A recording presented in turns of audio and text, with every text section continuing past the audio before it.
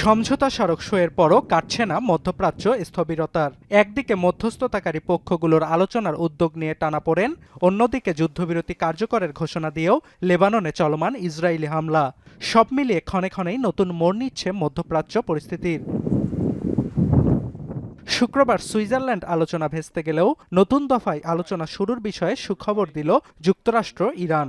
রোববার সুইজারল্যান্ডে যুক্তরাষ্ট্র ও ইরানের প্রতিনিধি দল আলোচনায় বসবে বলে আভাস দেন মার্কিন ভাইস প্রেসিডেন্ট জেডি ভ্যান্স।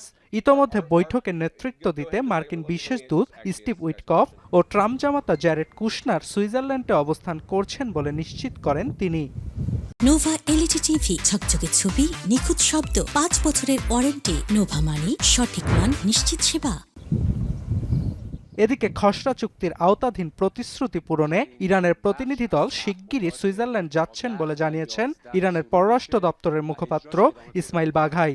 এর আগে সুইজারল্যান্ডের পররাষ্ট্র দপ্তর জানিয়েছে, যুক্তরাষ্ট্র ও ইরানের মধ্যকার সমঝোতা স্মারক বাস্তবায়নের পথ সহজ করতে জেনেভায় চেষ্টা চালিয়ে যাচ্ছেন মধ্যস্থতাকারী দেশের প্রতিনিধিরা। তবে আলোচনার পথ সুগমের মাঝেই লেবাননে ইসরায়েলি হামলা অব্যাহতের জেরে ফের হরমুজ বন্ধের ঘোষণা দিল ইরানের সামরিক বাহিনী। এছাড়া আলাদা বার্তায় ইরানের বিপ্লবী গার্ড আইআরজিসি বাণিজ্যিক জাহাজগুলোকে হরমুজ প্রণালীর কাছাকাছি না আসতে সতর্ক করেছে।